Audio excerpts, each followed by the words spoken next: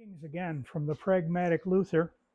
As you know, I advocate making tooling as much as you possibly can for several reasons. Well, today I have a presentation for you that will require that you make your own tooling because I don't think you can buy this stuff anywhere at any price. Today it's all about rosette tiles. Today I need to make rosette tiles for a rosette similar to what you see here. And each one of these tiles has to be formed individually to a correct radius inside and outside. Here are several examples of leftover rosette tiles that I've made in the past. I vary these in their width and length and the way they're combined. There's any number of variations that you could make. Here you can see some individual ones laid out. So the inner and outer radius is really the interest of today's presentation. Generally, I don't need a drawing for each rosette that I make. If I have a good idea of what I'm doing, I can do it pretty much from memory or just right off the cuff, so to speak. But for this particular rosette, I had to make a drawing because I need to make discs to make these tiles. And here are some discs that I've already made. For this particular rosette, I needed to make one new one today, so that's what prompted me to make this video. These are not very difficult to make. I have the luxury of a metal lathe, so I can make them very precisely, and I can make my own arbors. But you can do this by other much simpler means, and they still work very, very well. So I'm going to take this one step at a time and show you how I did this and see if you can put this to use yourself. I've turned several of these arbors to be used for different discs. And as I mentioned, I have the luxury of having this metal lathe, so I can do this, but I'm going to show you another way that you can accomplish the same thing. I made these out of hexagon tool steel, and these are turned to 1/2 inch, and a 1/2 inch thread is put on those, and then that corresponds to a disc. This disc happens to be 2 layers adhered together of corian, so this is 1 inch thick, and it's drilled at a 1/2 inch. I do the drilling first, cut the rough circle, and then I literally mount that right on there and tighten that down with a nut and bolt, and then with my lathe I turn that to the specific diameter that I want. This is pretty easy, and it's very accurate, of course, because just of the nature of the lathe. But what if you don't have this? What do you do then? Well, let's take a look. To make a disc out of more common material, you can use plywood. Now, this is a very old piece of veneer core plywood. It's out of a mahogany dining table. Nasty me. But here's just 3/4 plywood. And veneer core is good because it's durable enough and it'll hold up.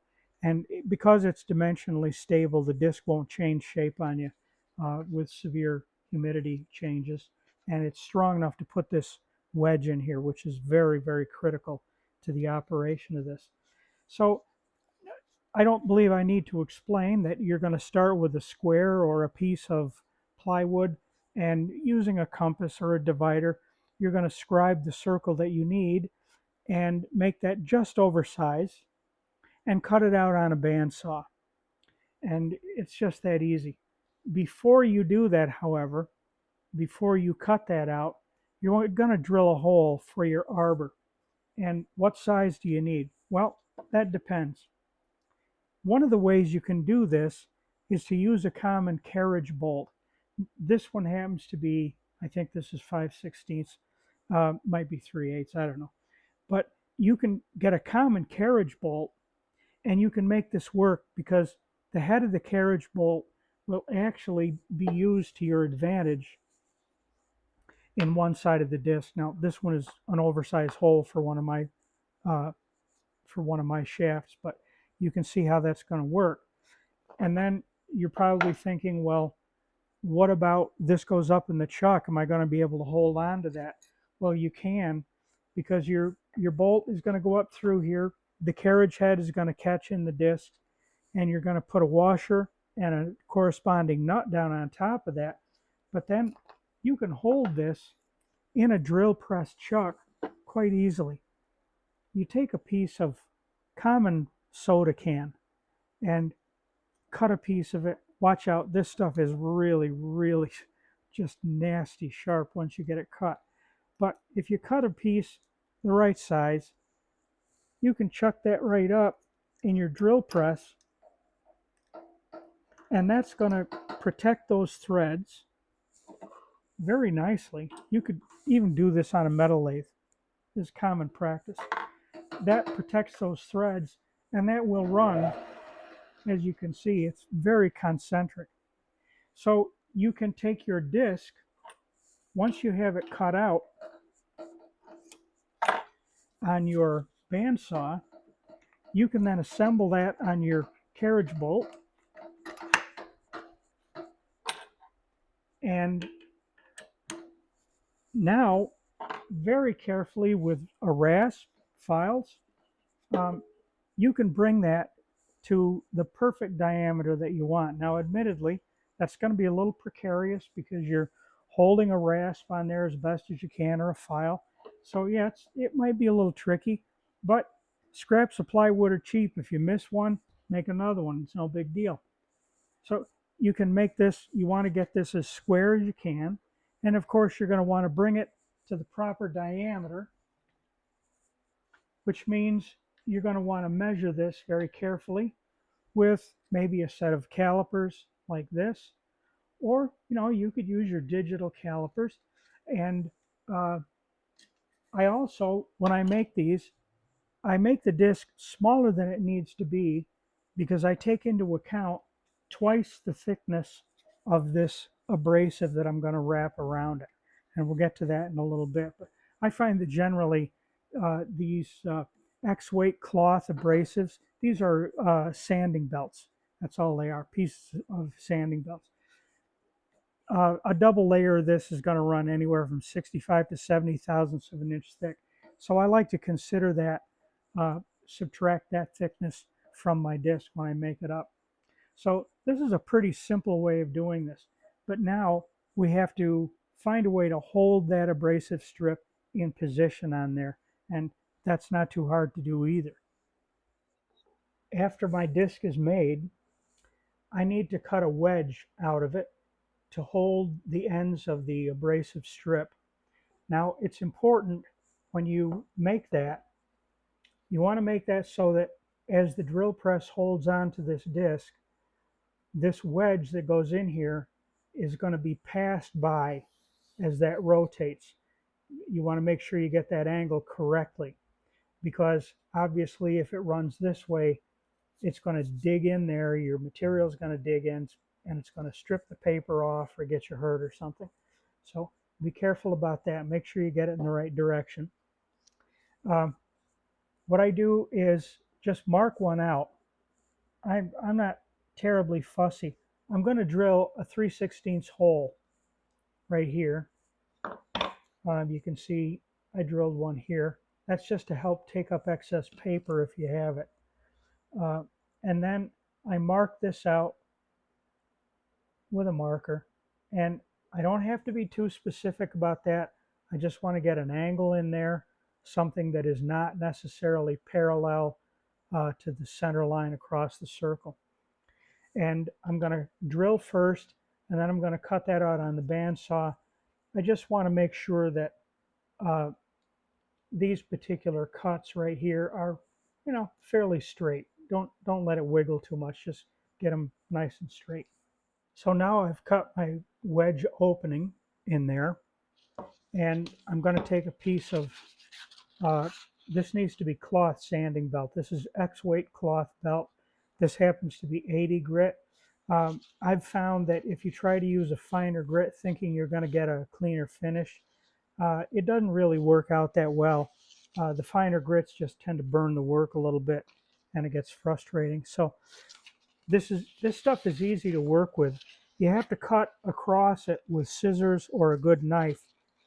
But if you lay that on there and get established as to what your width needs to be for that, right there, that will tear with impunity.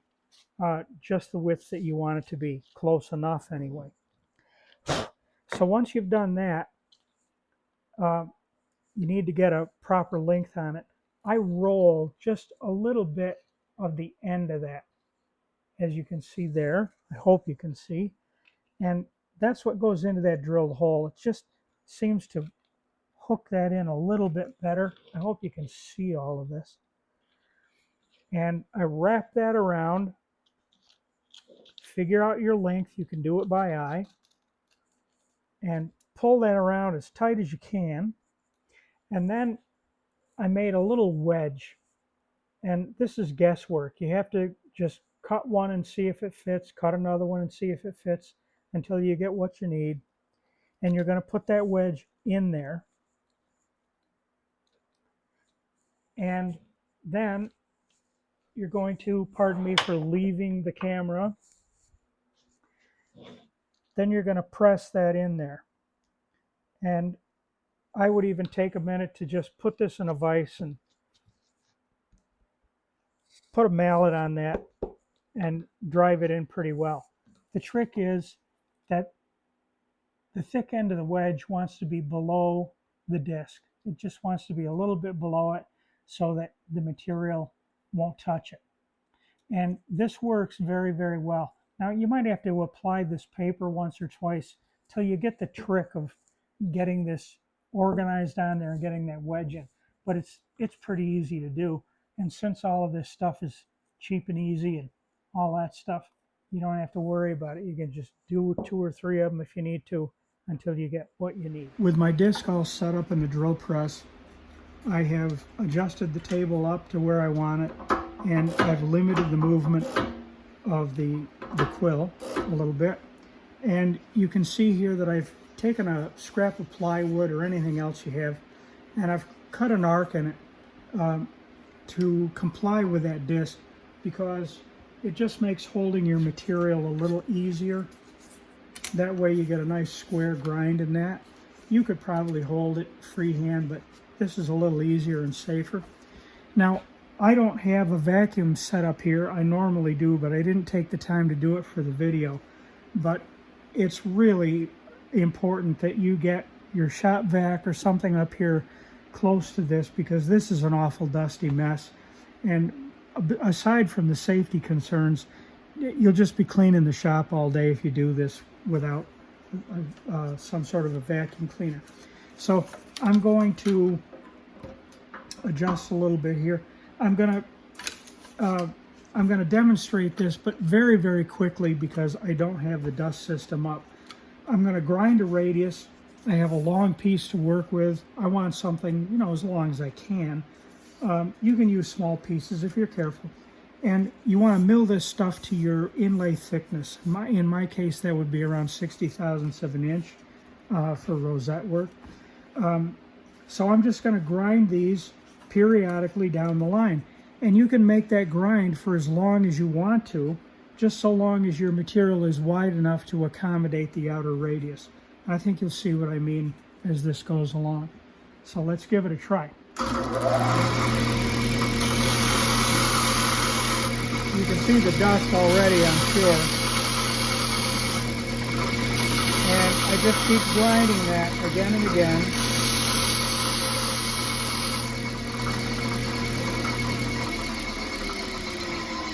Now this is done right down the length of the piece of material, but you could, with wider material, you could do this on end grain so that you can make tiles with the grain oriented in the opposite direction as you see here. And you can do any material you want. These will also work very well with pearl. So it's a longer process, builds up a little more heat, but it does work, and it works quite well. So that's about where we are for now. Pardon my camera adjustment here. The rest of this requires that we now establish the outer radius of this, and that these be separated. After we establish that radius, we're going to separate these into pieces and grind that outer radius on a disc sander. that's a whole nother video that I think I'm going to try to do in the next couple of days. This is as far as we're going to go. Now, I know I haven't done a lot of detail with this. I know I've kind of glossed over things rather quickly. And I hope you get the idea. I hope you get something out of this. But I don't do a blow-by-blow making these things, because I don't see any point in you standing here watching me operate a metal lathe or operate a drill press to do all of this stuff. I'm sure that you're capable and you know how to go about this. I'm just trying to give you some ideas and some notions as to what the possibilities are. So in the next couple of days, I'll try and do the follow-up video on this as to how to complete these tiles and make a jig to grind the outer radius. In the meantime, I'm Kevin Ledoux at Ledoux Guitars, the Pragmatic Luther, advocating that you make your own tooling because it's so much better than any of the junk you can buy. Thanks for watching. I hope you put a like on the video, and I hope you'll subscribe to my channel. And remember, I am the biggest manufacturer of guitars in the entire town of Triangle, New York.